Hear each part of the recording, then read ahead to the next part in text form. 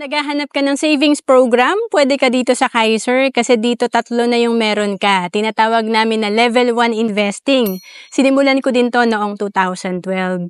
And dito, yung 3 na meron ka ay healthcare, life insurance, at may investment ka rin dito. And magbigay tayo ng sample. Malaking bagay talaga pag tayo ay nagsisimula ng maaga. Halimbawa, dito sa Kaiser, nagsimula si Miss Save Early at the age of 30. Ang kanyang investment, 3,000 per month lang. Ang Kaiser ay 7 years to pay. Kaya ang total investment niya, nasa 252,000 lang.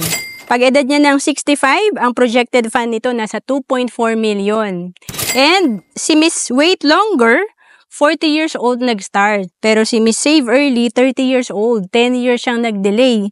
Kaya humabol siya. Ang monthly investment niya, 6,000 per month. Total investment niya, nasa 504,000. Pero kahit malaki ang ininvest niya, ang projection nito pag edad niya ng 65, nasa 1.8 million lang. Compare kay Miss Save Early na 2.4 million ang kanyang investment. Dito, 1.8 million lang. To know more about Kaiser, message mo lang ako sa FB, Ro Ancelis Capistrano.